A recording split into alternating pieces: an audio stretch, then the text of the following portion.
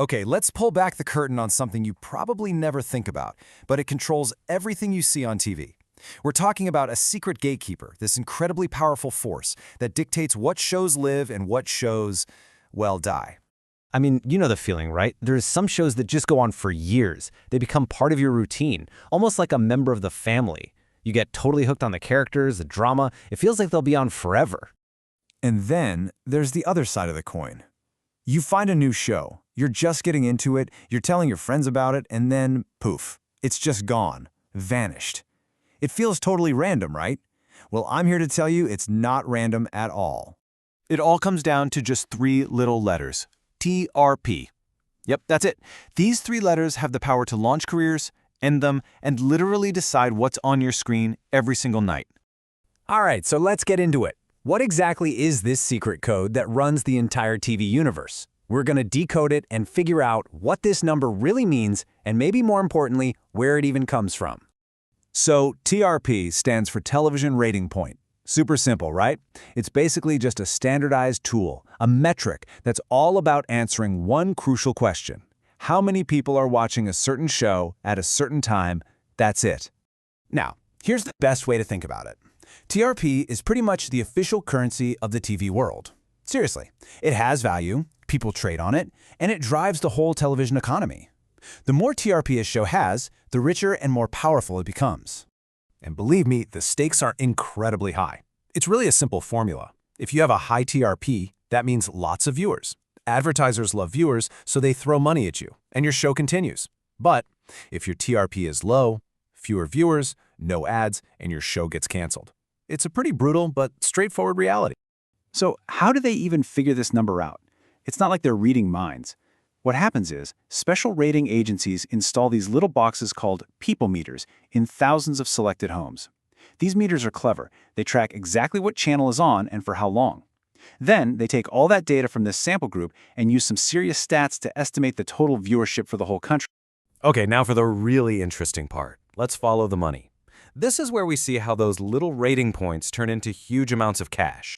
See, unlike Netflix or other streaming platforms where you pay a monthly fee, most TV channels make their money by selling ads. And what do advertisers want more than anything? They want eyeballs. Your eyeballs, to be specific. They will pay big bucks to get their ads in front of the largest possible audience. And when I say big bucks, I mean it. Check this out. On a really popular high TRP show, a single 10-second ad can cost anywhere from 10 to 20 lakh rupees. Just think about that for a second. 10 seconds of your attention is worth that much money. It's wild. So you can see the direct line here, right? A hit show with great TRPs can charge a fortune for ads, which means it makes a ton of money and easily gets renewed. But that struggling show with low ratings, it can't sell those expensive ads, so goodbye. The TRP score is literally the judge, jury, and executioner. But, whenever there's that much money and power on the line, things can get a little messy. This isn't just a clean numbers game. It's a high-stakes battle for eyeballs, for money, and for influence.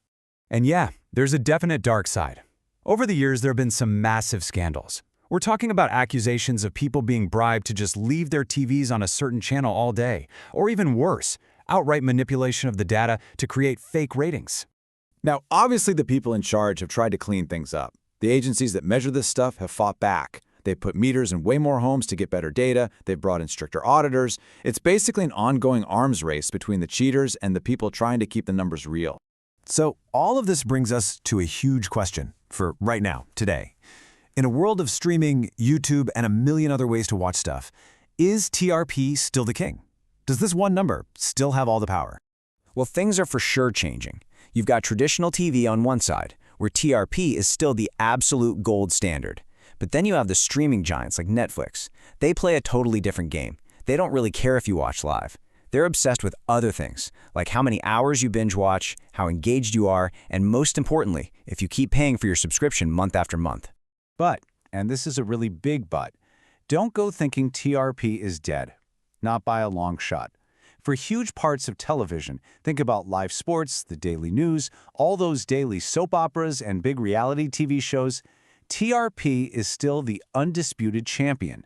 It's the #1 metric for success, period.